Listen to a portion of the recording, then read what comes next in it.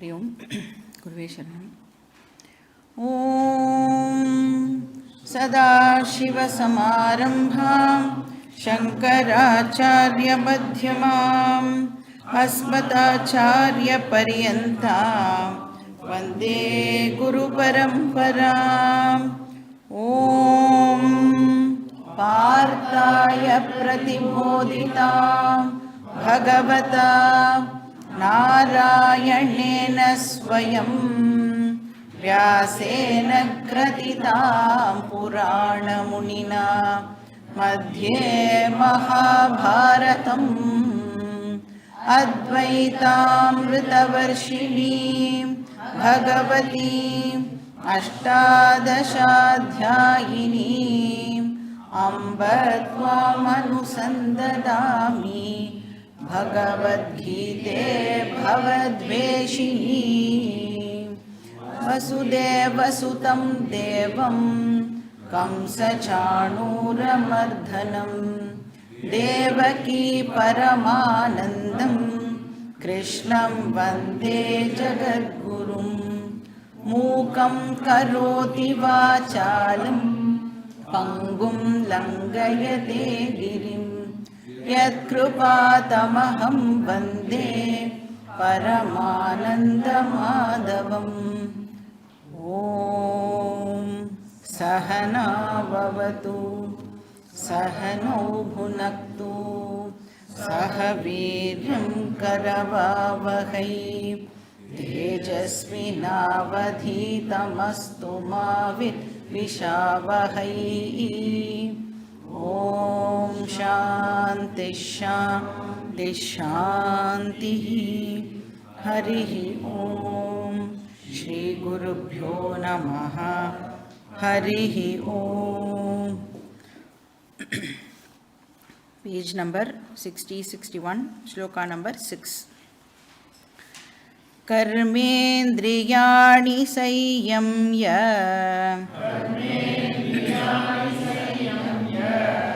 य आस्ते मनसा स्मरन्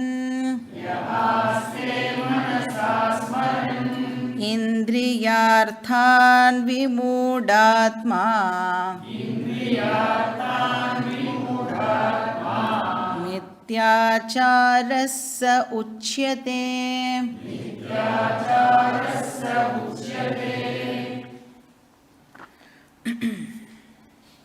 ஸோ கிருஷ்ணர் வந்து இப்போ அர்ஜுனனுடைய டவுட்டை கிளாரிஃபை பண்ணிட்டு இருக்கார். கர்மயோகம் ப்ராக்டிஸ் பண்ணணுமா, ஞான யோகம் ப்ராக்டிஸ் பண்ணணுமா, இதுதான் வந்து டவுட்டு. அதுக்கு என்ன பதில் சொன்னார் கிருஷ்ணர்? கர்மயோகமும் ப்ராக்டிஸ் பண்ணணும், ஞான யோகமும் ப்ராக்டிஸ் பண்ணணும், ரெண்டுமே ஈக்குவலி இம்பார்ட்டண்ட். அதனால நோ சாய்ஸ் அப்படின்னு சொல்லிட்டார். ஸோ ரெண்டையும் பண்ணணும். அப்போது முதல்ல கர்மயோகம் ப்ராக்டிஸ் பண்ணி மைண்டை ப்யூரிஃபை பண்ணணும். அதுக்கப்புறம் ஞான யோகம் ப்ராக்டிஸ் பண்ணி ஞானம் அடையணும். இதை வந்து தூக்கத்தில் எழுப்பி கேட்டால் கூட நமக்கு சொல்ல தெரியணும். ஏன்னா ஞானத்தினால மட்டுமே மோட்சம். இப்போ ஞான யோகம் ப்ராக்டிஸ் பண்ணுறதுனா என்ன அர்த்தம்? இப்போ நாம் என்ன பண்ணிட்டு இருக்கோமோ அதுக்கு பேர் ஞான யோகம். இப்போ சாஸ்திரத்தை ஒரு டீச்சருக்கு கீழே போய் படிக்கிறதுக்கு பேர் ஞான யோகம் அப்படின்னு அர்த்தம். வேதாந்த சாஸ்திரத்தை படிக்கணும், வேறு ஏதாவது சாஸ்திரம் இல்லை. வேதாந்த சாஸ்திரத்தை ஒரு டீச்சர் கீழே போய் படிக்கிறதுக்கு பேர் ஞான யோகம். ஸோ குரு சாஸ்திர உபதேசா. இப்போ இந்த ரெண்டு சாதனால நமக்கு சாய்ஸ் இல்லாமல் போகலாம். ஆனால் கிருஷ்ணர் சொல்கிறார், உனக்கு நிஷ்டால சாய்ஸ் இருக்குது. இது அகெயின் 5th சாப்டர்லேயும் கிருஷ்ணர் வந்து சொல்லுவார்.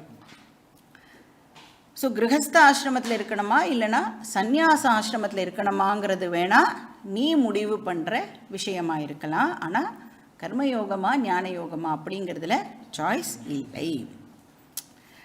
ஸோ ஆசிரமத்தில் வந்து அந்த நிஷ்டால சாய்ஸ் இருக்கிறதுனால அந்தந்த ஆசிரமத்தில் இருந்துட்டு அந்த ஆசிரமத்துக்கு ஏற்ற தர்மத்தை நாம் ஃபாலோ பண்ணிட்டு நம்மளுடைய மைண்டை பியூரிஃபை பண்ணிக்கலாம். இப்போ லைஃப் ஸ்டைலில் சாய்ஸ் இருக்குது அப்படின்னு சொல்லியாச்சுன்னா நெக்ஸ்ட் என்ன கொஸ்டின் வரும் நம்மளுக்கு? சாய்ஸ் இருக்குன்னா என்ன கேள்வி வரும்? இது ரெண்டில் எது பெட்டரு, ஸோ தட் நான் அந்த பெட்டர் சாய்ஸை எடுத்துக்கிறேன் அப்படின்னு. இப்போ இந்த கேள்விக்கான பதில் எல்லாருக்கும் யூனிஃபார்மாக ஒரே பதிலே நம்மளால் கொடுக்க முடியாது. கிரகஸ்தாசிரமம் பெட்டரா, சந்நியாச ஆசிரமம் பெட்டரா அப்படிங்கிற கேள்விக்கு யூனிஃபார்மாக கிரகஸ்தாசிரமம் தான் பெட்டர், இல்லை சந்நியாச ஆசிரமம் தான் பெட்டர் அப்படின்னு பிளாங்கெட்டாக எல்லாருக்கும் ஒரு பதிலே நம்மளால் கொடுக்க முடியாது. ஏன் அப்படின்னா இந்த கேள்வியை யார் கேட்குறா அப்படிங்கிறதை பொறுத்து பதில் இந்த இடத்துல மாறுபடும். அதனால் சாஸ்திரம் எங்கேயுமே கிரகஸ்தாசிரமம் தான் பெட்டர் அப்படின்னு சொல்லலை, சந்நியாச ஆசிரமம் தான் பெட்டர் அப்படின்னும் எங்கேயுமே மென்ஷன் பண்ணலை. இப்போ நம்ம ஒரு டாக்டர்கிட்ட போகிறோம்னா டாக்டர் எல்லாருக்கும் யூனிஃபார்மாக ஒரே மருந்தையே கொடுப்பாளான்னா படத்துலலாம் பார்த்துருப்போம், ஒரு எல்லோ கலர் ஒரு ஒயிட் கலர் அப்படின்னு சும்மா கிண்டலுக்கு ஒரு மருந்து கொடுக்குற மாதிரி இருக்கும். ஆனால் ஒருத்தருடைய டிசீஸை பொறுத்து, டயக்னாசிஸை பொறுத்து மருந்து மாறுபடும் இல்லையா? அந்த மாதிரி யாருக்கு அப்படிங்கிற கேள்வியை பொறுத்து இதுக்கான ஆன்சர் நமக்கு கிடைக்கும். பட் கிருஷ்ணர் இங்கே ஒரு ஜென்ரல் அப்சர்வேஷனை நமக்கு கொடுக்குறார். இந்த ரெண்டு ஆசிரமத்தில் எது பெட்டர் அப்படின்னு நீ கேட்டையானா, ஏன்னா கேட்குறான்ல ஒருத்தன், யார் கேட்குறாளோ அவளையும் கணக்கில் எடுத்துன்னு தான் ஆன்சர் கொடுக்க முடியும். இப்போ அர்ஜுனன் கேட்குறான் அப்படிங்கிறதுனால கிருஷ்ணர் இங்கே என்ன சொல்கிறார்? சந்நியாச ஆசிரமம் கொஞ்சம் கஷ்டம் அப்படின்னு சொல்கிறார். அதை ஃபாலோ பண்ணுறது, அந்த ஆசிரமத்தில் இருக்கிறது வெரி டிஃபிகல்ட். அது மைனாரிட்டி பீப்புளுக்கு தான் அது ஒத்து வரும். மைனாரிட்டினா தமிழ்நாட்டில் யூஸ் பண்ணுற மைனாரிட்டி வார்த்தை இல்லை, நிஜமாவே மைனாரிட்டி அப்படின்ற வார்த்தைக்கு ஒரு அர்த்தம் இருக்குல்ல அது. இப்போ மெஜாரிட்டி பீப்புளுக்கு சந்நியாச ஆசிரமம் சூட் ஆகாது. ஏன்னா 5th சாப்டரில் சொல்வார், சந்நியாசஸ்து மகாபாகோ துக்கமாப்தும் அயோகதா. அயோகத்தானா யோக்கியத்தை இல்லாமல் ஒருத்தர் அதை எடுத்துட்டா, சந்நியாசத்தை எடுத்துட்டானா துக்கம், அவளுக்கு கஷ்டம்தான் ஏற்படும். அப்போ எது உச்சிதம்? நம்மளை மாதிரி இருக்கிறவாளுக்கு எது உச்சிதம் அப்படின்னா கிரகஸ்த ஆசிரமத்திலே கண்டினியூ பண்ணுறது நல்லது. இப்போ சப்போஸ் உங்களுக்கு கிரகஸ்தாசிரமத்தில் கண்டினியூ பண்ணிட்டு இருக்கும்போது திடீர்னு சந்நியாசத்தில் இன்ட்ரெஸ்ட் ஏற்பட்டது அப்படின்னா நாம் தாராளமாக சந்நியாசம் எடுத்துக்கலாம். ஆனால் அது ரொம்ப கொஞ்சம் பேருக்கு தான் அது ஒத்து வரும். இல்லை டைரெக்டாகவே பிரம்மச்சரியத்துலேருந்து சந்நியாசம் போனோன்னா அதுவும் அவளோட மைண்டு செட்டை பொறுத்தது, அதுக்கும் பாசிபிலிட்டி சாஸ்திரம் கொடுக்கறது. ஆனால் அதுக்கு ரொம்ப மென்டல் மெச்சூரிட்டி தேவைப்படுறது அப்படின்னு கிருஷ்ணர் சொல்கிறார். அப்போ அதுக்கு தான் 3 ரீசன்ஸும் கொடுத்தார். அதாவது கிரகஸ்தாசிரமத்திலேயே கண்டினியூ பண்ணுறது தான் நல்லது அப்படிங்கிறதுக்கு 3 ரீசன்ஸும் நாம் பார்த்தோம், ஆர் 3 ஆர்கியூமெண்ட்ஸ்னு சொல்லலாம். ஃபஸ்ட்டு கர்மாவை அவாய்டு பண்ணுறதுனால மோட்சம் கிடைக்காது. ஏன்னா நம்ம எல்லாருக்கும் ஜென்ரலாக என்ன ஒரு ஃபீலிங் இருக்குது, சந்நியாசம் எடுத்துட்டோம் அப்படின்னா எந்த விதமான ரெஸ்பான்சிபிலிட்டியும் கிடையாது, டியூட்டியும் கிடையாது, அதனால நம்மளுக்கு மோட்சம் கிடைச்சிடும் அப்படின்னு நினைக்கிறோம். ஆனால் இங்கே கிருஷ்ணர் க்ளீனாக சொல்கிறார், டியூட்டியிலேருந்து எஸ்கேப் ஆகிறதுனால உனக்கு மனசாந்தி ஒரு நாளைக்கும் கிடைக்காது. நீ எஸ்கேப் ஆகி வேறு எங்கேயாவது ஒரு இடத்துக்கு போகணுன்னு நினச்சாலும் உன்னால் அங்கெல்லாம் போய் ஜாலியாக இருக்க முடியாதுன்னு சொல்கிறார். நீ எதுக்காக எஸ்கேப் ஆகணும்னு நினைக்கிற? இங்கே கஷ்டமாக இருக்கு, நான் வேறு ஒரு இடத்துக்கு போனால் ஜாலியாக இருப்பேன் அப்படின்னு நினைக்கிறோம்ல, அங்கே போனாலும் உன்னால் ஜாலியாக இருக்க முடியாது. அப்போ டியூட்டியை துறக்கக்கூடாது. என்ன டியூட்டியோ அதை நாம் பண்ணியே ஆகணும். ஏன்னா டியூட்டியிலேருந்து எஸ்கேப் ஆகிறதுனால பீஸ் ஆஃப் மைண்ட் கிடைக்காது அப்படிங்கிறது சொல்கிறார். ரெண்டாவது,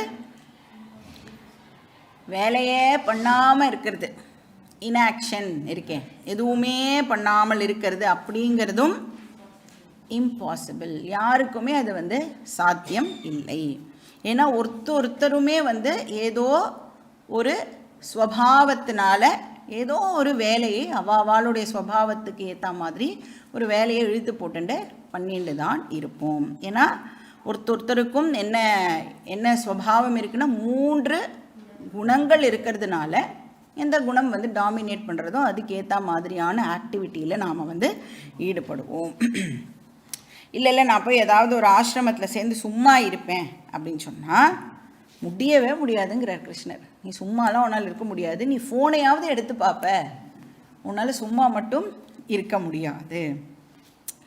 அதுக்கு தான் ஒரு கதை ஒன்று சொல்லுவாள். ஒரு கோவிலில் வந்து ஒரு சன்னியாசி இருந்தாராம். அந்த சன்னியாசி வந்து எதுவுமே பண்ண மாட்டாராம். சன்னியாசிக்கு கோவிலில் ஒரு வேலையும் கிடையாது. ஆனால் கோவில்லேருந்து ஒருத்தருக்கும் ஒரு பாகம் இது கொடுப்பாள்ல, அவள் மடப்பள்ளியில் பண்ணுறதுல ஒரு போர்ஷன் வந்து ஒருத்தருக்கும் கொடுக்கணும். இப்போ குருக்கள் அப்படின்னா அவளுக்கு ஒரு போர்ஷன், ஏன்னா அவள் வந்து எல்லாம் பண்ணுறா, ஒர்க் பண்ணுறா அப்படின்னு. அதை மாதிரி ஒருத்தருக்கு குருக்கள் ஹெல்ப் பண்ணுறவாளுக்கு இவ்வளோ, அவரோட கொஞ்சம் கம்மியாக கொடுப்பா. அந்த மாதிரி இந்த கோவிலில் ஒரு சன்னியாசி இருக்கார், அவருக்கும் வந்து ஒரு போர்ஷன்.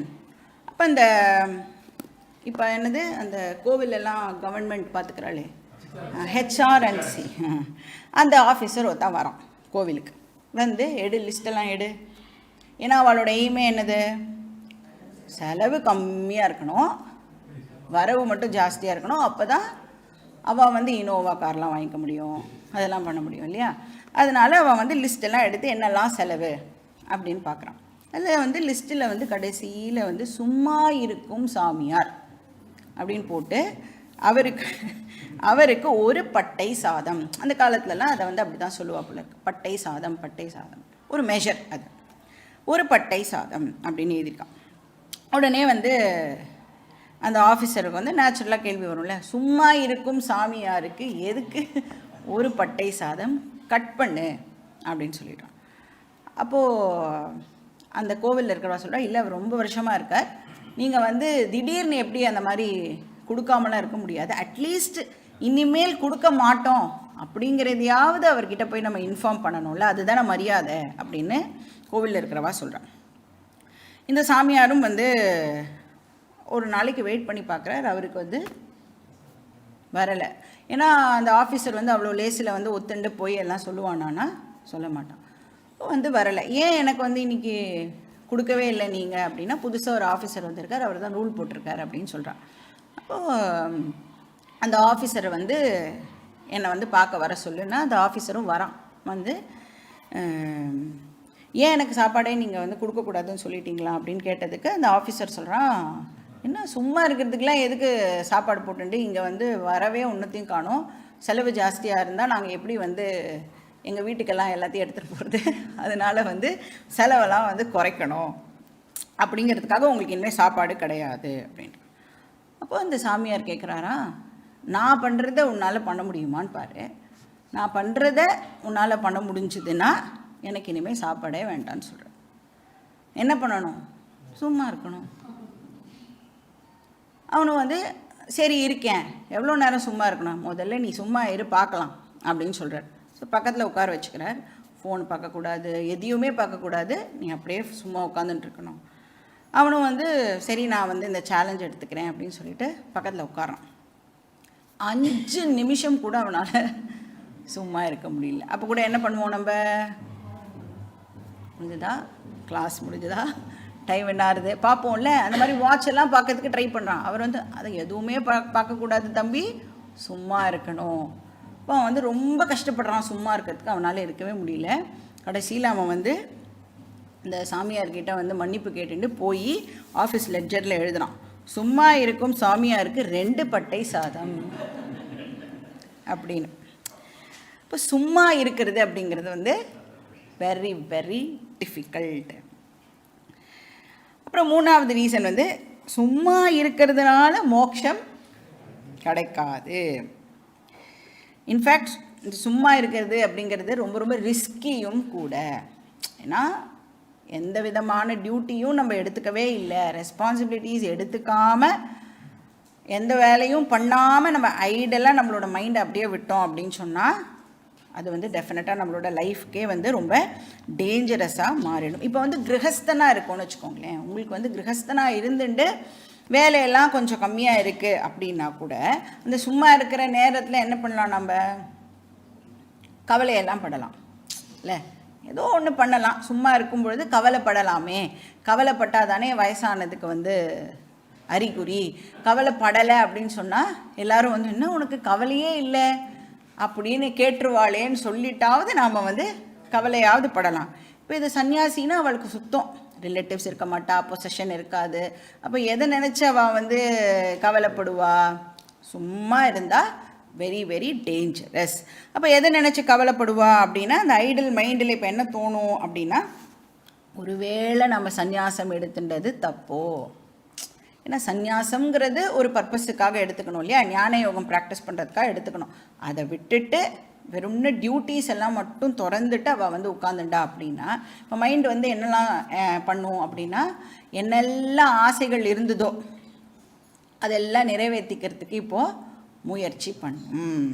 இப்போ நான் வந்து தெரியாமல் இந்த சந்நியாசத்தில் வந்து மாட்டேன்ட்டேனோ அப்படி எல்லாம் மைண்ட் வந்து இப்போது யோசிக்க ஆரம்பிக்கும். அப்போ என்ன ஆகும் அப்படின்னா, அந்த தாட்ஸ் வந்து வெரி வெரி பவர்ஃபுல். என்ன பண்ணுவோன்னா சந்நியாச தர்மத்தையே வயலேட் பண்ணுறதுக்கு கூட அவள் வந்து வயலேட் கூட பண்ணறதுக்கு அவளுக்கு சான்சஸ் அதிகமாகிடும். அப்போ சப்ரெஸ் பண்ணி பண்ணி ஒரு நாள் அது பூதாகாரமாக வந்து வெடிச்சிடும். எங்கேயுமே வேதம் வந்து நம்மளை உன்னுடைய ஆசைகள் எல்லாத்தையும் சப்ரெஸ் பண்ணு அப்படின்னு சொல்கிறதே கிடையாது. சப்ரெஸ் பண்ணுறதுனா என்ன அர்த்தம்? அடக்கி வையே, நீ ஆசையே படக்கூடாது, ஆசையே துன்பத்திற்கு காரணம், அதனால் நீ ஆசைப்படக்கூடாது அப்படின்னு நம்மளுடைய வேதம் எங்கேயுமே நமக்கு சொல்லி கொடுக்கவே இல்லை. இன்ஃபேக்ட் என்ன சொல்கிறது அப்படின்னா, பரீட்சலோகான் கர்மச்சிதான் பிராமணா நிர்வேதம் ஆயாத். பரீட்சலோகான், பரீட்சை பண்ணு, இந்த உலகத்தில் என்னென்னலாம் உனக்கு வேணுமோ அது எல்லாத்தையும் நீ ட்ரை பண்ணி பாரு அப்படின்னு சொல்கிறது. எக்ஸ்பீரியன்ஸஸை நிறைய நீ வந்து கெயின் பண்ணு. இப்போ கெயின் பண்ணால் நமக்கு என்ன ஒரு நாளைக்கு தெரிய வரும் அப்படின்னா, இந்த உலக விஷயங்கள் எல்லாம் எப்படிப்பட்டதாக இருக்குன்னா டெம்பரரியாக இருக்குது. ஒரு நாள் இருக்குது, 300 நாள் இல்லாமல் போகிறது. அப்போ நம்மளுக்கு வந்து நம்மளோட புத்தி வந்து ஒரு கேள்வி கேட்கும், அப்போ உண்மையாகவே போகாத ஏதாவது ஒரு விஷயம் இருக்கா, என்னை விட்டு போகவே போகாத பர்மனெண்ட்டாக இருக்கக்கூடியது இந்த உலகத்தில் ஏதாவது இருக்கா அப்படின்னு நம்மளோட புத்தி வந்து குவெஸ்டின் பண்ண ஆரம்பிக்கும். அப்போ வைராகியம் அப்படின்னா, அதாவது நிர்வேதம்னா வைராகியம்னு அர்த்தம். வைராகியம் அப்படின்னா வேர்ல்டுலி சுகங்களை விட மேலானது ஒன்று இருக்குது, அதனால் அதை நான் அடையிறதுக்கு முயற்சி பண்ணணும் அப்படின்னு என்னோடய ஃபோக்கஸை ஷிஃப்ட் பண்ணுறதுக்கு பேர் வைராகியம். இப்போ சாஸ்திரம் சொல்கிறது பரீட்சை பண்ணிப்பார், ஆசையெல்லாம் நீ வந்து சப்ரெஸ் பண்ண வேண்டிய அவசியம் இல்லை. ஆனால் இங்கே இந்த பர்சன் இப்போ என்ன பண்ணிடுவா, மெச்சூரிட்டி இல்லாமல் தப்பாக வந்து இந்த சந்நியாசம் எடுத்துட்டதுனால ஹி மைட் வயலேட் சந்நியாச தர்மா. அவளை இங்கே கிருஷ்ணர் வந்து மித்யாச்சாரஹா அப்படின்னு சொல்கிறார். அதாவது ஸ்பிளிட் பர்சனாலிட்டி. அவள் வந்து வெளியிலேருந்து பார்க்கறதுக்கு எப்படி இருப்பா அப்படின்னா, தர்ம மோட்சத்தில் தான் அவளுக்கு இன்ட்ரெஸ்ட் இருக்கிற மாதிரி இருக்கும். ஆனால் உள்ளுக்குள்ளே அவளுடைய மைண்டில் என்ன ஓடின்னு இருக்கும்னா அர்த்த காம ரிலேட்டட் விஷயங்கள் அவளோட மனசில் ஓடிண்டு இருக்கும். ஸோ அவளை மித்யாச்சாரஹா அப்படின்னு கிருஷ்ணர் வந்து சொல்கிறார். அது மாதிரி நீ வந்து ஆகக்கூடாது அர்ஜுனா. கர்மேந்திரியாணி சையம்ய. இப்போ உன்னுடைய கர்மேந்திரியங்களை எல்லாம் நீ ரிஸ்ட்ரெயின் பண்ணுறதுனால, அதெல்லாம் வந்து அடக்கிறதுனால, அப்படின்னா என்ன அர்த்தம், காஷாய வஸ்திரம் மட்டும் நீ போட்டுக்கிறதுனால நீ வந்து சந்நியாச ஆசிரமத்தை ஃபாலோ பண்ணுற பர்சனாக ஆக முடியாது. ஆனால் உன் மனசில் என்ன ஓடின்னு இருக்கும், அந்த அர்த்த காம விஷயங்கள் உன்னுடைய மனசில் இப்போது ஓடின்னு இருக்கும். ஆனால் வெளிலேருந்து பார்த்தா எப்படி இருக்கும், கர்மேந்திரியாணி சையம்ய. வெளிலேருந்து பார்க்குறதுக்கு அவள் ரொம்ப ரொம்ப அப்படியே சென்சஸ் எல்லாம் கண்ட்ரோல் பண்ணி வச்சுருக்கிற ஒரு பர்சன் மாதிரி வெளியில் இருக்கிறவாளுக்கு தெரியவா. ஆனால் மனசா இந்திரியார்த்தான் ஸ்மரன், மனசில் அவன் அந்த அர்த்த காமத்தை பற்றியே யோசிச்சுட்டு இருப்பா. ஸ்மரன்னா அதை பற்றியே அந்த திங்கிங் ஆனது இருக்கும். அப்போ இந்த உலகத்தையும் ஏமாத்திண்டு தன்னையும் ஏமாத்திண்டு அந்த பர்சன் இருப்பா. இப்போ அந்த குளத்துலலாம் மீன் இருக்கும்ல, குளத்தில் பார்த்தீங்கன்னா மீன் இருக்கிற குளம் பார்த்தீங்கன்னா எப்பயுமே க்ளீனாக இருக்கும். ஏன்? மீன் போய் எங்கெங்கெல்லாம் அழுக்கு இருக்கோ அங்கங்கே தேடி தேடி தேடி போய் சாப்பிட்டுடும். அந்த மாதிரி தான் நான் க்ளீன் ஆசிரம அட்மாஸ்ஃபியரில் இருப்பேன், ஆனால் என் மனசுக்குள்ளே அத்தனை அழுக்கும் இருக்கும். அந்த மாதிரி இருக்கிற பர்சனை மித்யா சாரஹா அப்படின்னு சொல்கிறார். அப்புறம் விமூடாத்மா அப்படின்னும் சொல்கிறார். விமூடாத்மானா அந்த இன்டெலெக்ட் இப்போது கன்ஃபியூஸ்டு இன்டெலெக்டாக இருக்குது, டெல்யூடட் இன்டெலெக்டாக இருக்குது. இப்போ தனக்கு லைஃப்பில் என்ன வேணும் அப்படின்னே தெரியாத ஒரு பர்சனாக அந்த பர்சன் இருப்பான். ஸோ இந்திரியார்த்தான் மனசா ஸ்மரன். அதனால இன்ஆக்ஷன் அப்படிங்கிறது ரொம்ப ரொம்ப டேஞ்சரஸ். அதையும் சொல்கிறார், ரிஸ்கி. எதுவும் பண்ணாமல் இருக்கலாம்னு சந்நியாசம் எடுத்துக்கிறதுக்கு ட்ரை பண்ணாதே அப்படின்னு கிருஷ்ணர் வந்து அர்ஜுனனுக்கு சொல்கிறார். அப்போனா என்ன பண்ணி ஆகணும் அர்ஜுனன்? ஒரு ஆக்டிவ் லைஃப் ஸ்டைலை பற்றி இப்போ நீ யோசி. அது என்னது? அதுதான் 7வது ஸ்லோகத்தில் சொல்கிறார். ஸ்லோகம் படிச்சுட்டு பார்க்கலாம். யஸ்த்விந்திரியாணி மனசா நியம்யாரபதேர்ஜுன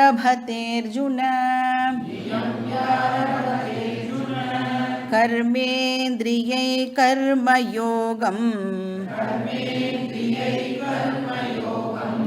அசக்தஸ்ஸ விசிஷ்யதே. இப்போ எது ஐடியல் ஆசிரமம் அப்படின்னா, கிருஷ்ணரை பொறுத்த வரைக்கும் கிரகஸ்தாசிரமம் ஐடியல் அப்படின்னு சொல்கிறார். ஒரு ஆக்டிவ் லைஃப் வந்து very very ideal. So active லைஃப்பும் எதுக்காக இந்த கிரகஸ்தாசிரமம் அப்படின்னா, சொசைட்டிக்கு கான்ட்ரிபியூட் பண்ணுறதுக்காக இந்த கிரகஸ்தாசிரமம் அப்படிங்கிற ஒரு லைஃப் ஸ்டைல் நமக்கு கொடுக்கப்பட்டிருக்கு. அப்போ என்னது? அர்த்த காம டிசையர்ஸ் எல்லாம் நம்மளுக்கு இருக்கும் இல்லையா, அர்த்த காம விஷயங்கள்லாம் இருக்கும். அதையெல்லாம் ஃபுல்ஃபில் பண்ணிகிட்டே சொசைட்டிக்கும் நம்மளால் என்ன முடியுமோ அதை கான்ட்ரிபியூட் பண்ணணும். இப்போ வந்து கல்யாணம் அப்படிங்கிற ஒரு விஷயம், கிரகஸ்தாசிரமம்னா என்ன அர்த்தம்? கல்யாணம் பண்ணிட்டு இருக்கிறவாளை தான் கிரகஸ்தா அப்படின்னு சொல்கிறோம். கல்யாணம்ங்கிற விஷயமே எதுக்கு இருக்குது அப்படின்னா, கர்மயோகம் பண்ணுறதுக்காகவே சாஸ்திரம் நம்மளை கல்யாணம் பண்ணிக்க சொல்கிறது. சொசைட்டிக்கு சர்வ் பண்ணுறதுக்காகவே இந்த கல்யாணம் அப்படிங்கிற ஒரு விஷயம் கொடுக்கப்பட்டிருக்கு. அதனால தான் பேர் என்னது? ஒய்ஃபுக்கு பேர் சக தர்ம பத்னி அப்படின்னு பேர். அர்த்த காம என்ஜாய் பண்ணுறது செகண்டரி. கல்யாணம் பண்ணிக்கிறது மூலமாக அர்த்த காம என்ஜாய்மெண்ட்லாம் இருக்குல்ல, அது செகண்டரி. What is primary? தர்ம. அப்போ தர்மமான முறையில் என்னுடைய அர்த்த காமாவை நான் ஃபுல்ஃபில் பண்ணிக்கணும் அப்படின்னு அர்த்தம். அப்போ கிரகஸ்தா என்ன பண்ணணும் சொசைட்டியில்? இந்திரியாணி மனசா நியம்ய. ஒரு கிரகஸ்தனா, ஒரு ஆக்டிவ் பர்சனாக முதல்ல நான் என்ன பண்ணணும்? என்னுடைய இந்திரியங்களை இப்போ நான் ரெகுலேட் பண்ணணும், சென்ஸ் ஆர்கன்ஸை ரெகுலேட் பண்ணணும். இப்போ கிரகஸ்தா அப்படின்னு சொன்னால் டெஃபினட்டாக நம்மளுக்கு சென்ஸ் ப்ளஷர்ஸ் எல்லாம் அலௌடு. இப்போ 5 சென்ஸ் ஆர்கன்ஸ் இருக்குல்ல, அந்த 5 சென்ஸ் ஆர்கன்ஸுக்கும் 5 விதமான விஷயங்கள் இருக்குல்ல, அதில் எது பெஸ்ட்டோ அதை அனுபவிக்கிறதுக்கான எல்லா இதுவும் நமக்கு வேதம் கொடுத்துருக்கு. ஆனால் என்ன சொல்கிறது அப்படின்னா, அதுலேயே நீ மூழ்கி போயிடாதன்னு சொல்கிறது. இப்போ வந்து நாக்கு இருக்குன்னா டேஸ்டியான ஃபுட்டு சாப்பிட்றது தப்பு கிடையாது. எங்கெங்கெல்லாம் டேஸ்டியான ஃபுட் இருக்குன்னு தேடிண்டே டெய்லி போகக்கூடாதுன்னு சொல்கிறது. ஒன்ஸ் இன் அ வைல் உனக்கு அந்த மாதிரி ஒரு ஆசை வந்து, இப்போ இந்த ஹோட்டலில் இது வந்து ரொம்ப நல்லா இருக்கும் இந்த ஐட்டம்னா மாதத்துக்கு ஒரு வாட்டி போய் சாப்பிட்றதுல தப்பே கிடையாது. ஆனால் டெய்லியே நான் வந்து அந்த மாதிரி விஷயத்தில் தான் இருப்பேன் அப்படின்னா அது வந்து நம்மளுடைய சென்ஸ் ஆர்கன்ஸுக்கு நல்லது இல்லை. அந்த மாதிரி இப்போ வந்து கண்ணுக்கு அப்படின்னா கலர் கலராக விஷயங்களை பார்க்கறது தப்பு கிடையாது. இப்போ வந்து படம் பார்க்கறது எனக்கு ரொம்ப பிடிக்கும் அப்படின்னா தாராளமாக படம் பார்க்கலாம். ஆனால் ஒரு நாளைக்கு 3 படம் பார்க்கக்கூடாது. அப்பப்போ வந்து போய் இப்போ தியேட்டரில் கூட போய் தாராளமாக படம் பார்க்கலாம். ஆனால் எப்பயாவது ஒரு வாட்டி அந்த மாதிரி வச்சுட்டா உன்னுடைய சென்ஸ் ஆர்கன்ஸுக்கும் அது நல்லது. ஸோ நல்ல மியூசிக்கு தாராளமாக கேட்கலாம், நல்ல சாப்பாடு தாராளமாக சாப்பிட்லாம். ஆனால் எல்லாமே வந்து ஒரு லிமிட்டோடு வச்சுக்கோ. நமக்கே தெரியும்ல, அளவுக்கு மிஞ்சினால் அமிர்தமும் விஷம். அப்போ லெஜிட்டிமேட்டாக நாம் வந்து அந்த டிசையர்ஸை ஃபுல்ஃபில் பண்ணிக்கணும். அது எப்படி இருக்கணும்னா ஒரு லிமிட்டுக்குள்ளேயும் அந்த டிசையர்ஸ் இருக்கணும். எப்படி இருக்கணும்னா ஊறுகா மாதிரி ஞாபகம் வச்சுக்கணும். இனி அர்த்தக்காம எப்படி இருக்கணும்னா ஊறுகாய் அப்படின்னு ஞாபகம் வச்சுக்கணும். ஏன்னா ஊறுகாவை என்ன பண்ணுவோம், நம்ம ஸ்லைட்டாக சும்மா தொட்டுண்டு சாப்பிடுவோம் இல்லையா. ஊறுகாய் வந்து டெஃபினட்டாக நம்மளுடைய மெயின் டிஷ்ஷாக இருக்காது. இப்போ what should be your main dish? தர்ம மோக்ஷ மெயின், அர்த்தகாம வந்து செகண்டரி சைடு. ஸோ அதனால் சென்ஸ் ஆர்கன்ஸை ரெகுலேட் பண்ணி அப்படின்னா எக்ஸஸாக அதை பயன்படுத்துறத தவிர்க்கணும். வேறு ஒன்றும் இல்லை, ரொம்ப எக்ஸசிவாக ஒரு விஷயத்துக்குள்ளே இன்வால்வ் ஆகாமல். ஸோ சென்ஸ் ஆர்கன்ஸை ரெகுலேட் பண்ணி எதை வச்சு ரெகுலேட் பண்ணணும்? மனசா அப்படின்னா இந்த இடத்துல மனசுன்னா அந்தக்கரணம்னு அர்த்தம். இப்போ புத்திக்கு அந்த அறிவு இருந்துருதுன்னு வச்சுக்கோங்க. நம்ம வந்து எக்ஸ்ட்ராவாக ரொம்ப ஜாஸ்தியாக இப்போ வந்து இந்த வாரம் வந்து ஒரு 4 படம் பார்த்துட்டோம் அப்படின்னு நம்மளோட புத்தி வந்து இப்போ சொல்லிடுதுன்னா 5வது படம் பார்க்கணுன்னு ஆசை வரும்போது ஆல்ரெடி 4 படம் பார்த்துட்டோம், 5வது படம் பார்க்கக்கூடாதுன்னு இப்போ புத்தி வந்து நமக்கு சொல்லணும். அப்போ புத்தியை யூஸ் பண்ணி உன்னுடைய சென்ஸ் ஆர்கன்ஸை நீ வந்து கண்ட்ரோல்டாக வச்சுக்கோ, அதை ரெகுலேட் பண்ணு. அந்த ரிவர் மாதிரி, இப்போ ரிவர்லாம் வந்து ரிவரை வந்து ஸ்டாப் பண்ண ட்ரை பண்ணால் என்ன ஆகும்? ப்ரெஷர் இன்க்ரீஸ் ஆகி இன்னுமே வந்து வெள்ளம் ஏற்படுறதுக்கு சான்சஸ் இருக்குது. அதனால் என்ன பண்ணுவா, ரிவரை சேனலைஸ் பண்ணுவா இல்லையா, டேம் கட்டி அதை வந்து சேனலைஸ் பண்ணுறது. அது மாதிரி உன்னுடைய இந்திரியங்களை நீ வந்து ரெகுலேட் பண்ணு. ஸோ நம்மளை வந்து சப்ரெஸ் பண்ணவே சொல்லலை வேதாந்தமான, ரெகுலேட் பண்ணு அப்படின்னு சொல்கிறது. அப்புறம் என்ன பண்ணணும்? ரெகுலேட் பண்ணி இங்கே கிருஷ்ணர் சொல்கிறார், கர்மயோகம் ஆரபத்தேன்னா ஆரம்பிக்கணும்னு அர்த்தம். சென்ஸ் ஆர்கன்ஸை ரெகுலேட் பண்ணி ஒரு கிரகஸ்தன் கர்மயோகத்தை ஸ்டார்ட் பண்ணணும். இப்போ சொசைட்டியில் ஆக்டிவாக இருக்கிற ஒரு பர்சன் கர்மயோகத்தை ஸ்டார்ட் பண்ணணும். கர்மயோகம்னா என்ன அப்படிங்கிறத பின்னாடி அவரே நமக்கு சொல்ல போகிறார். சரி, எப்படி நான் வந்து பண்ணணும்? அசக்தகா, எதோடவும் அட்டாச் ஆகாமல் அதை நான் பண்ணணும். இப்போ வந்து கல்யாணம் பண்ணிக்கிறோம் இல்லையா. இப்போ இந்த கல்யாணம் வருது, கிரகஸ்தாசிரமம் இருக்குல்ல, இந்த கிரகஸ்தாசிரமமே உன்னோட வாழ்க்கையோட முடிவுன்னு நீ முடிவு பண்ணாதேங்கிறார். அது என்னது? அது வெறும் ஒரு ஸ்டெப்பிங் ஸ்டோன். ஏன்னா நம்மளுடைய வாழ்க்கையோடைய முடிவு என்னது? மோட்சம்தான் என்னுடைய கோல். அதுக்கு கிரகஸ்தாசிரமத்தை நான் வந்து ஒரு மீன்ஸாக பயன்படுத்துகிறேன் அப்படிங்கிறத நீ ஞாபகம் வச்சுக்கோ. இப்போ எதோடையும் அட்டாச் ஆகாதே அப்படின்னு சொல்கிறேன். ஏன்னா இப்போ வந்து கல்யாணம் பண்ணிட்டோம் அப்படின்னா நம்ம வந்து அந்த டிபெண்டன்சி க்ரியேட் பண்ணிடுறோம்ல, ஒருத்தருக்கு ஒருத்தர், உனக்கு நீ, எனக்கு நான், நீ இல்லாமல் நான் இல்லை, நான் இல்லாமல் நீ இல்லை, இப்படி எல்லாம் வந்து நீ டிபெண்டன்சி க்ரியேட் பண்ணிட்டா அதுவே உனக்கு இந்த ஞான யோகத்துக்கு ஆப்ஸ்டக்கிளாகவும் அமைஞ்சிடும். அதனால் வந்து இங்கே என்ன சொல்கிறார் அப்படின்னா, இப்போ வந்து ஸ்பௌஸ் அப்படின்னா எதுக்காக கல்யாணமே பண்ணிட்டு இருக்கோங்கிறது நம்மளுக்கு தெரிஞ்சாதான் நம்மளால் வந்து அட்டாச்மெண்ட் இல்லாமல் எந்த ஒரு விஷயத்தையுமே வந்து பண்ண முடியும். இப்போ இந்த கல்யாணங்கிற இன்ஸ்டிடியூஷனே வேதம் நமக்கு எதுக்கு சொல்லியிருக்குன்னா, உன்னுடைய கோலை அடையிறதுக்கு இந்த கிரகஸ்தாசிரமம் ஒரு சாதனா, அதை நீ ப்ராப்பராக பயன்படுத்து அப்படின்னு சொல்கிறது. அப்போ தான் நம்ம எது மேலேயும் வந்து ஓவர் அட்டாச்மெண்ட் வைக்காமல் அவளுக்கு என்ன பண்ணணுமோ அதை மட்டும் பண்ணிவிட்டு நம்மளோட கோலை நம்மளால் வந்து அடைய முடியும். இப்போ சந்நியாச ஆசிரமம் எதுக்கு கொடுக்கப்பட்டிருக்குன்னா, வேதாந்தம்காகவே நான் பிறந்திருக்கேன் அப்படின்லாம் சில பேர் சொல்லுவாள். பிறந்ததுக்கே எதுக்கு அப்படின்னா, நான் யாருன்னு தெரிஞ்சுக்கிறதுக்காகவே பிறந்திருக்கேன் அப்படின்னு சொல்கிறவாளுக்கு டைரெக்டாக அவள் வந்து பிரம்மச்சரியத்துலேருந்து டைரெக்டாக சந்நியாசம் எடுத்துட்டு அதில் போய் ஞான யோகம் ப்ராக்டிஸ் பண்ணி கோலை அடையலாம். ஆனால் நிறைய பேருக்கு நமக்கெல்லாம் என்றைக்காவது தோணியிருக்கா, நான் எதுக்காக பிறந்திருக்கேன் அப்படிங்கிற கேள்வியெலாம் என்றைக்காவது நம்மளுக்கு வந்திருக்கா? நீ ஏன் பிறந்திருக்கேன்னு கேளுன்னு சொல்லி இங்கே வந்ததுக்கப்புறம் தான் இப்படி ஒரு கேள்வியை நாம் யோசிக்கணும் போல இருக்குது அப்படின்னு நமக்கு கிளாஸுக்கெலாம் வந்ததுக்கப்புறம் தான் தோன்றுறது இல்லையா.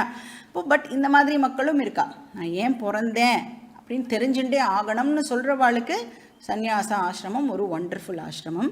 ஆனால் மெஜாரிட்டி பீப்புளுக்கு அந்த மாதிரி எல்லாம் கொஸ்டின்ஸே இல்லாததுனால கிரகஸ்த ஆசிரமத்திலே இருந்துட்டு இந்த மாதிரி கிளாஸ் அட்டென்ட் பண்ணும்போது வேதம் நம்மளுக்கு அந்த கேள்விகள் எல்லாம் கிண்டில் பண்ணிவிடும். இந்த மாதிரி கேள்விலாம் இருக்குது, இதை நீ கூட கேட்டு பார்க்கலாம், ஒன்ஸ் இன் அ வைல் இந்த மாதிரி கேள்வியெல்லாம் கூட உன் புத்தியும் கேட்கறதுக்கு அலோவ் பண்ணு அப்படின்னு வேதம் நமக்கு சொல்லி கொடுக்கறது.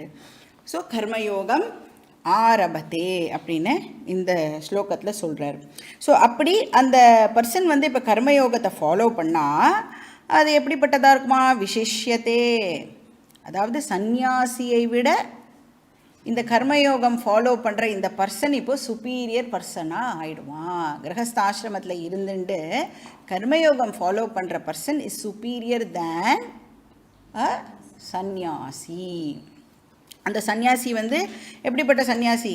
ஞான யோகம்லாம் ஃபாலோ பண்ணாமல் வெறும் காஷாய வஸ்திரம் போட்டுருக்கிற ஒரு சந்நியாசி இருக்கா இல்லையா, அவளை காட்டிலும் இந்த கர்மயோகி சுப்பீரியர் அப்படின்னு இங்கே கிருஷ்ணர் சொல்கிறார். அடுத்த ஸ்லோகம்,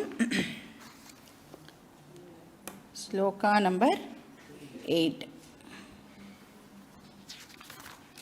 நியதம் குரு கர்மத்வம்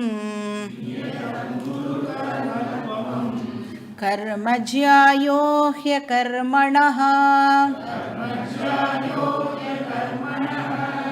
शरीरयात्रापि च ते न प्रसिद्ध्येद कर्मणः.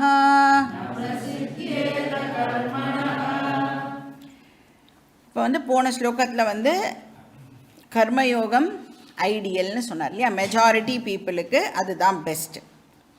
ஆனால் சாஸ்திரம் சில பேருக்கு எக்ஸப்ஷன்ஸையும் கொடுக்கறது அப்படின்னு பார்த்தோம். அதாவது கிரகஸ்தாசிரமத்துக்கே என்ட்ரு பண்ணாமல் டைரெக்டாக சந்நியாச ஆசிரமத்துக்கு போகிறவாளுக்கும் சாஸ்திரம் அந்த பாசிபிலிட்டியும் நம்மளுக்கு சொல்கிறது. அப்படி டைரெக்டாக அவள் சந்நியாச ஆசிரமம்க்கு இந்த விஷயங்களெல்லாம் படித்து மோட்சம் அடையிறா அப்படின்னா அதுக்கும் சாஸ்திரம் என்ன சொல்கிறதுன்னா, அவள் ஏதாவது முன்னாடி ஜென்மாவில் கிரகஸ்தாசிரமத்தில் இருந்திருக்கணும். அதே மாதிரி கிரகஸ்தனாக இருந்து கிரகஸ்தத்துலேயே கண்டினியூ பண்ணி இந்த ஞான விஷயங்களெல்லாம் படித்து மோட்சம் அடையிறானா ஏதோ ஒரு ஜென்மாவில் சந்நியாச ஆசிரமத்தில் இருந்திருக்கணும் அப்படின்னு வேதமும் நம்மளுக்கு சொல்கிறது. இப்போ இங்கே என்ன சொல்கிறார் அப்படின்னா, இந்த 8வது ஸ்லோகத்திலேருந்து இந்த கர்மயோகம் அப்படிங்கிற விஷயம் ப்ராப்பராக ஸ்டார்ட் ஆகிறது அப்படின்னு சொல்லலாம்.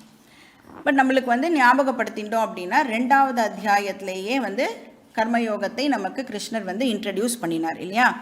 இப்போ ஸ்லோகா நம்பர் 47 அண்ட் 48 எந்த சாப்டரு? டெஃபினட்டாக செகண்ட் சாப்டராக தான் இருக்கணும். என்ன தேர்ட் சாப்டரில் 47 48 இல்லை. कर्मण्येवाधिकारस्ते मा फलेषु कदाचन मा कर्मफलहेतुर्भूः मा ते सङ्गोस्त्वकर्मणि. ஸோ 47வது ஸ்லோகம் 48வது ஸ்லோகத்தில் கர்மயோகத்தை கிருஷ்ணர் சம்மரைஸ் பண்ணார் அப்படின்னு பார்த்தோம்.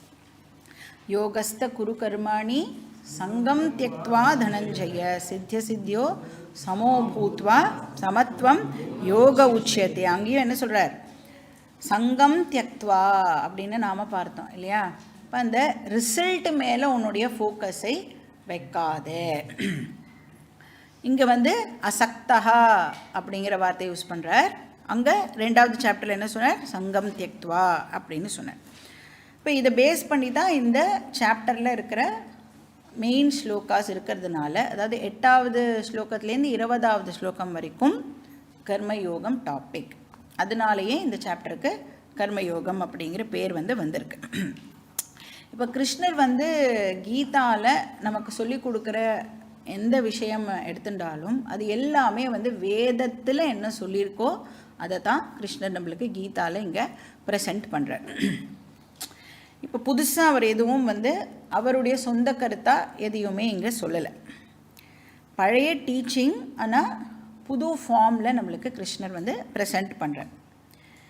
இப்போது கீதாவை அவர் சொல்லும் பொழுது வேத காலத்தை கம்பேர் பண்ணும் பொழுது கீதாவுடைய டைம் மாடர்ன் டைம். அப்போவே கீதா சொன்ன டைமையும் இப்போ நாம் இருக்கிற இந்த காலகட்டத்தையும் கம்பேர் பண்ணும்பொழுது இது மாடர்ன் இல்லையா?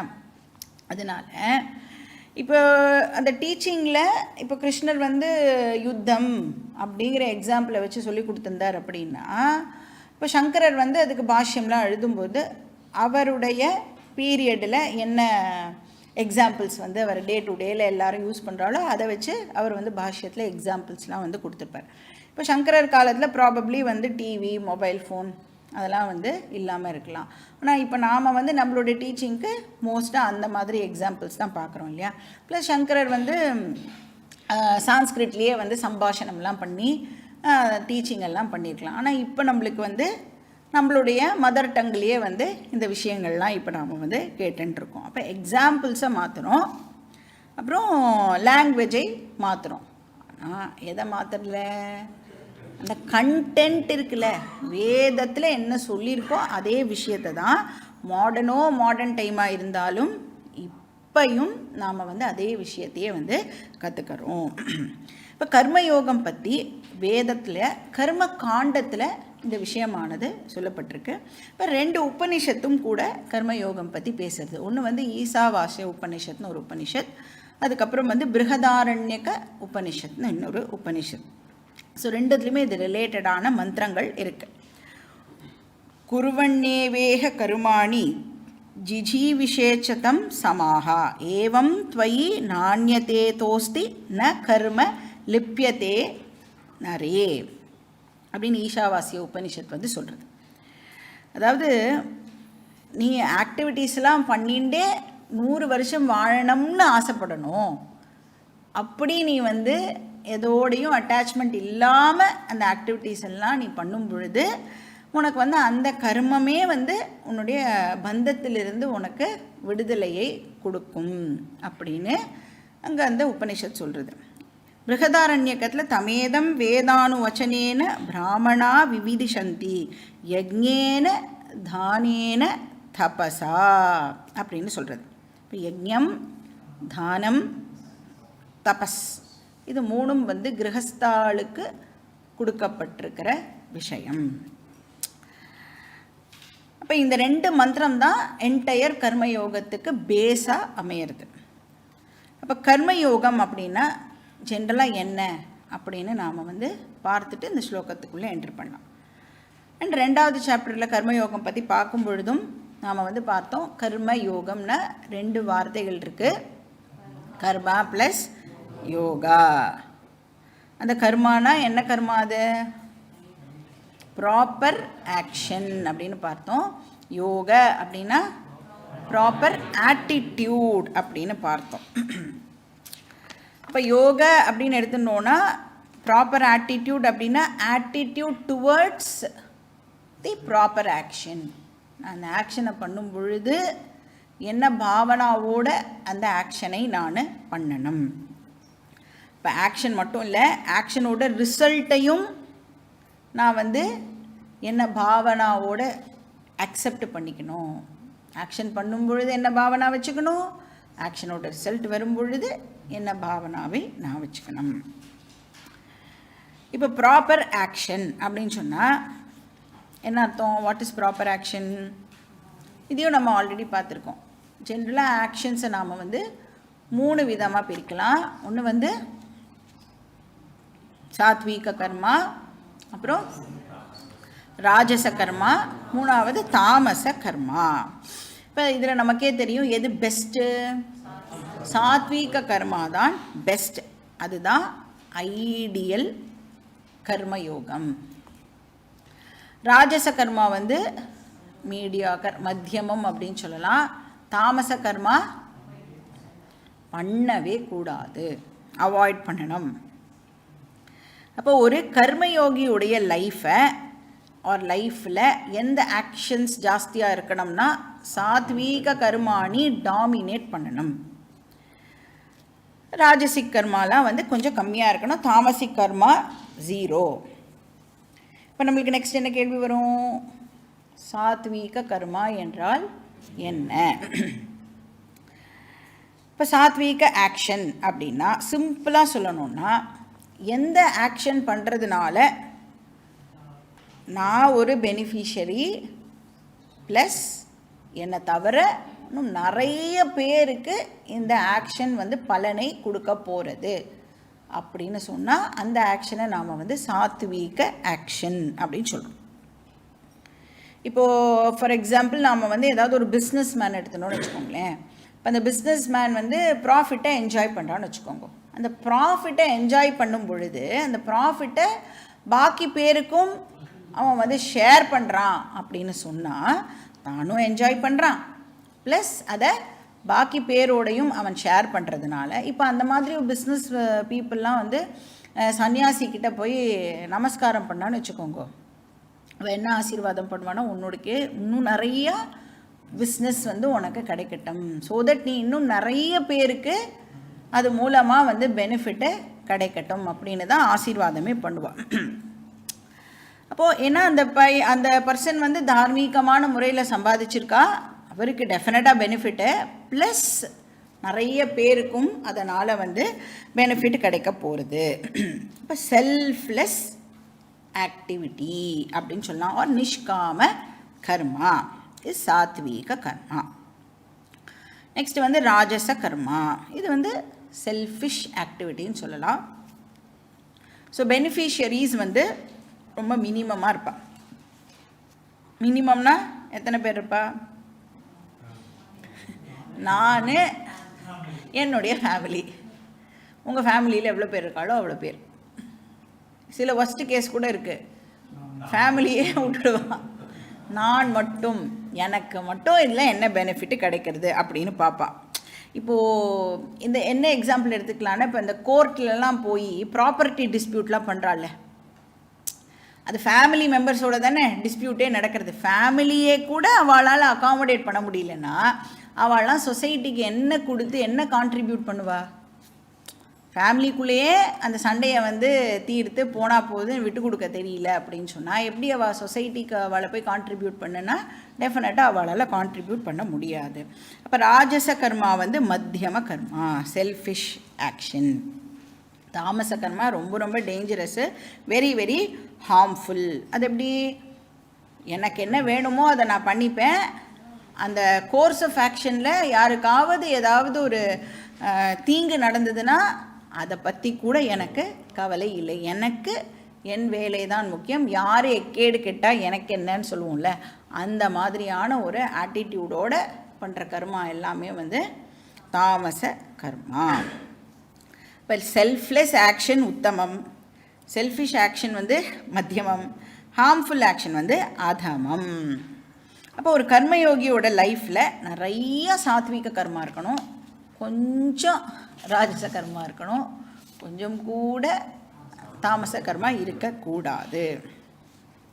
சரி, இப்போ சாத்வீக கர்மா வந்து நிஷ்காம கர்மா அப்படின்னா என்ன மாதிரியான ஆக்டிவிட்டீஸை நான் பண்ணால் அது வந்து சாத்வீக கர்மா அப்படின்னா அதுக்கும் வேதமே நமக்கு கைட் பண்ணுறது. நீ என்னெல்லாம் பண்ணலாம் அப்படின்னு ஒரு லிஸ்ட்டையும் நமக்கு கொடுக்கறது. அதனால தான் இங்கே ஸ்லோகம் ஆரம்பிக்கும் போது எப்படி ஆரம்பிக்கிறது? நியத்தம் குரு கர்ம. நியத்தம் அப்படின்னு சொன்னாலே கம்பல்சரி அப்படின்னு அர்த்தம் ஆகுது. கம்பல்சரியாக நீனு இந்த ஆக்டிவிட்டீஸ் எல்லாம் பண்ணியே ஆகணும் அப்படின்னு சொல்கிறது. என்னது? பஞ்சமகா யஜ்ஞம். இப்போ பஞ்சமகா யஜ்ஞம் இஸ் ஈக்குவல் டு சாத்வீக கர்மா. ஏன்னா அந்த பஞ்சமகா யஜ்ஞம் வந்து ஒரு இண்டிவிஜுவலுடைய ஸ்பிரிச்சுவல் க்ரோத்துக்கு கான்ட்ரிபியூட் பண்ண போகிறது. ஏன்னா ஒரு கர்மயோகிக்கு எது மேலே இன்ட்ரெஸ்ட்டு? வெளியில் கிடைக்க போகிற மெட்டீரியல் ரிசல்ட் மேலே இன்ட்ரெஸ்ட் கிடையாது. ஆனால் அந்த ஆக்ஷன் பண்ணுறதுனால எனக்கு மென்டல் மெச்சூரிட்டி கிடைக்க போகிறது, அதில் தான் என்னுடைய ஃபோக்கஸ் இருக்கும். அப்போ உனக்கு மென்டல் மெச்சூரிட்டி வேணும், ஸ்பிரிச்சுவல் க்ரோத் வேணும் அப்படின்னா நீ பஞ்சமகா யஜ்ஞம் பண்ணு அப்படின்னு வேதம் நமக்கு சொல்கிறது. இப்போ பஞ்சமகா யஜ்ஞம் பண்ணோம் அப்படின்னு சொன்னால் நம்மளுடைய ப்ராக்ரஸ் எப்படி இருக்கும்னா எக்ஸ்போனென்ஷியலாக இருக்கும். டபுள் ப்ரமோஷன், ட்ரிபிள் ப்ரமோஷன்லாம் சொல்கிறாள்ல, அந்த மாதிரி நம்மளுடைய க்ரோத் வந்து ரொம்ப ஸ்பீடாக இருக்கும். இப்போ ராஜச கர்மாலாம் பண்ணும் பொழுது ஸ்பிரிச்சுவல் ப்ராக்ரஸ் எப்படி இருக்கும் அப்படின்னா ரொம்ப மந்தமாக இருக்கும், அங்கேயே ஸ்டாக்னண்ட்டாக இருக்கிற மாதிரி இருக்கும். தாமச கர்மா பண்ணால் ஸ்பிரிச்சுவல் க்ரோத் இருக்குமானா சுத்தமாக இருக்காது. இன்ஃபேக்ட் நம்ம ஆப்போசிட் டைரக்ஷனில் ட்ராவல் பண்ணுவோம். அப்போ நம்மளுக்கு பஞ்சமகா யஜ்ஞம்னா என்ன அப்படின்னு தெரியணும் இல்லையா? இதில் வந்து இந்த பஞ்சமகா யஜ்ஞம்ங்கிறது நம்ம நிறையா வாட்டி வேறு வேறு கிளாஸஸில் வந்து கேட்டிருப்போம். ஆனால் ரொம்ப ரொம்ப இம்பார்ட்டண்ட்டாக நாம் வந்து இந்த பஞ்சமகா யஜ்ஞம்ங்கிறத ஃபாலோ பண்ணி ஆகணும். இதில் ஏதாவது எனக்கு ஆப்ஷன் இருக்கா அப்படின்னா நோ ஆப்ஷன், நோ சாய்ஸ். பஞ்சமகா யஜ்ஞம் வந்து ஒரு கிரகஸ்தாலும் டெஃபினட்டாக பண்ணியே ஆகணும்.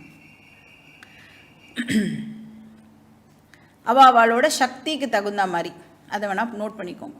எல்லாராலையும் எல்லாமே இதுவாக பண்ண முடியுமானா அவளுக்கு என்ன கெப்பாசிட்டி இருக்கோ அதுக்கு தகுந்த மாதிரி. ஆனால் இந்த 5 யஜ்ஞத்தையும் ஒருத்தரும் வந்து பண்ணியே ஆகணும்.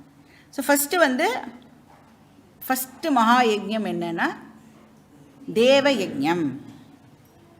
அப்படின்னா நம்மளுடைய லைஃப்பில் டெஃபினட்டாக ரிலீஜியஸ் ஆக்டிவிட்டி இருந்தே ஆகணும்.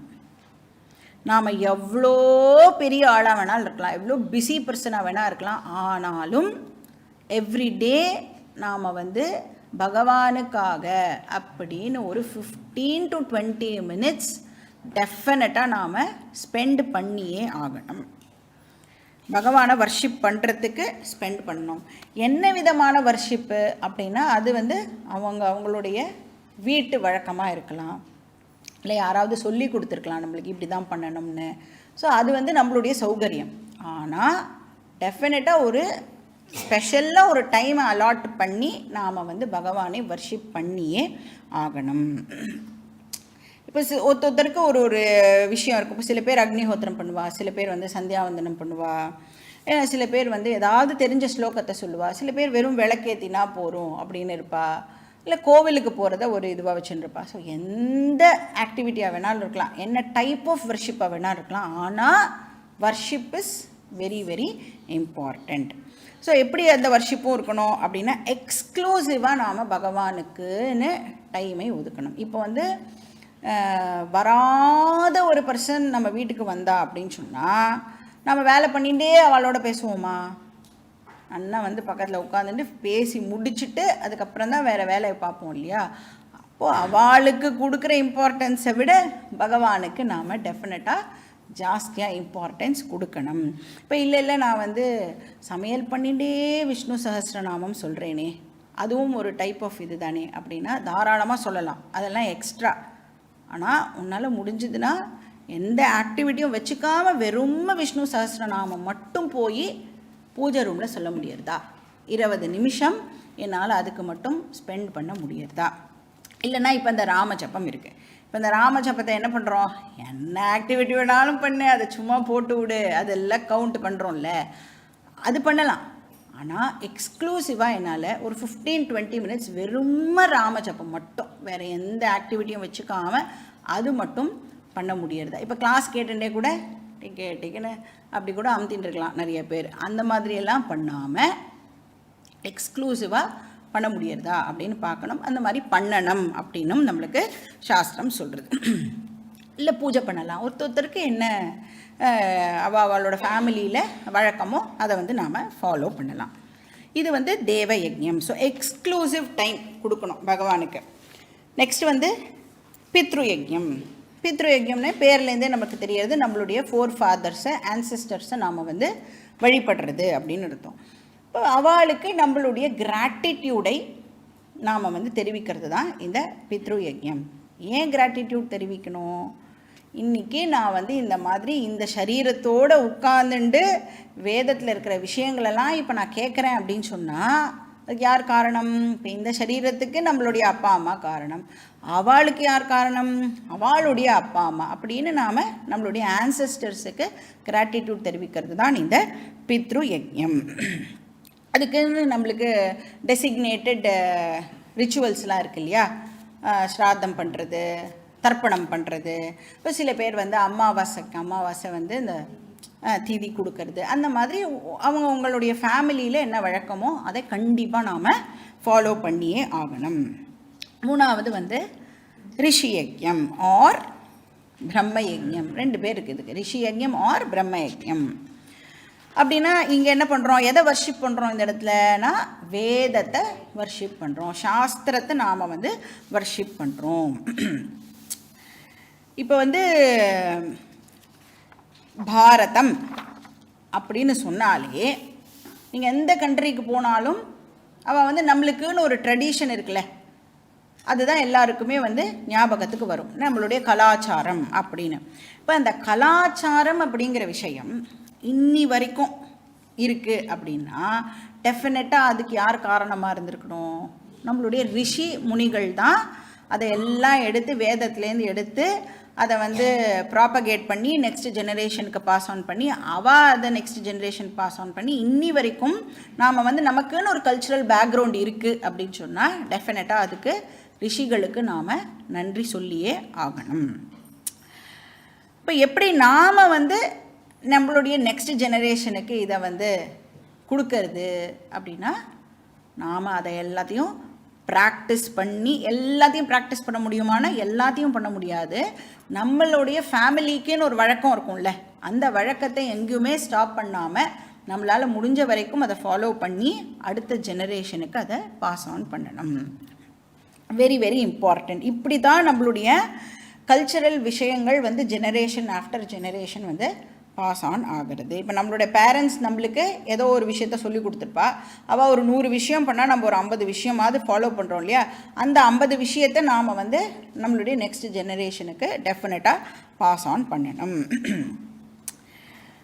அப்போ அந்த ஸ்கிரிப்சர்ஸை வர்ஷிப் பண்ணுறது எப்படி அப்படின்னா, நாம் எப்படி பண்ணலாம் அப்படின்னா, அந்த ரிஷி முனிகளுக்கெல்லாம் எப்படி கிராட்டிடியூடை தெரிவிக்கலாம்னா, அவள் சொல்லியிருக்கிற விஷயங்கள்லாம் இருக்கு இல்லையா, அந்த டீச்சிங்கை நாம் கேட்கறது மூலமாக.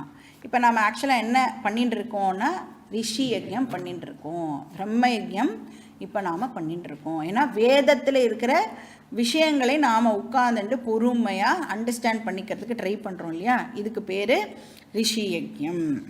இல்லை ராமாயணம் படிக்கலாம், மகாபாரதம் படிக்கலாம், பாகவதம் படிக்கலாம், இது எல்லாமே வந்து ரிஷி யஜ்ஞத்துக்கு கீழே வந்துடும். ஏன்னா வேதமே என்ன சொல்கிறது? ரிதம்ச ஸ்வாத்தியாய பிரவச்சனேச்ச, சத்தியஞ்ச ஸ்வாத்தியாய பிரவச்சனேச்ச. அப்போ ஸ்வாத்தியாய அப்படின்னு ரிப்பீட் ஆகுது. அப்படின்னா ஸ்வாத்தியாயன்னு சொன்னால் சாஸ்திரத்தை படி அப்படின்னு அர்த்தம். ஸோ வேதத்தை டெஃபினட்டாக படித்தே ஆகணும். இப்போ அதில் என்ன விஷயம் சொல்லப்பட்டிருக்குன்னு எல்லாருக்கும் டெஃபினட்டாக தெரியணும். அது வந்து நம்மளுடைய டியூட்டின்னு வேதம் வந்து சொல்கிறது. அதனால தான் நீங்கள் பார்த்தேன்னா இந்த தர்ப்பணம்லாம் பண்ணும்போது பிரம்ம யஜ்ஞம் அப்படின்னு ஒன்று பண்ணுவார். ரிக்வேதம் தர்ப்பயாமி, அப்புறம் யஜுர்வேதம் தர்ப்பயாமி அப்படிலாம் அதை சொல்லி அப்புறம் ரிஷிகளுக்கெல்லாம் ஒரு தர்ப்பயாமி சொல்லுவோம். அப்புறம் ரிஷி பத்னிக்கு தர்ப்பயாமி. ரிஷி பத்னி இல்லைன்னா ரிஷியால் இதெல்லாம் ஒழுங்காக ப்ராப்பகேட் பண்ணியிருக்க முடியாது. அப்போ ஒரு ஆஸ் அ ஃபேமிலி தானே அவள் வந்து ஹெல்ப் பண்ணியிருக்கா இல்லையா? அப்போ ஒருத்தரையும் நாம் வந்து ஞாபகம் வச்சுண்டு அவளுக்கெல்லாம் வந்து நம்மளுடைய கிராட்டிடியூடை நாம் வந்து தெரிவிக்கணும். இதில் வந்து ஏதாவது சாய்ஸ் எல்லாம் எங்கேயாவது இருக்கான்னா ஒரு சாய்ஸும் கிடையாது, கம்பல்சரி. இப்போ தர்ப்பணம்லாம் பண்ணுறதுக்கு எனக்கு எலிஜிபிலிட்டியே இல்லைன்னா நான் என்ன பண்ணுறது அப்படின்னா, கிளாஸ் கேட்கலாம், ராமாயணம் படிக்கலாம், மகாபாரதம் படிக்கலாம். இப்போ நமக்கு எது ரிலவெண்ட் ஆஸ் வேதாந்தா ஸ்டூடெண்ட்ஸ், நமக்கு இன்னும் எது ரிலவெண்ட் அப்படின்னா கீதாவில் சொல்லியிருக்கிற டீச்சிங்கை மறுபடியும் கேட்கறது நாம் பண்ணக்கூடிய ரிஷி யஜ்ஞம் ஆர் பிரம்ம யஜ்ஞம். நெக்ஸ்ட் யஜ்ஞம் வந்து மனுஷ்ய யஜ்ஞம்.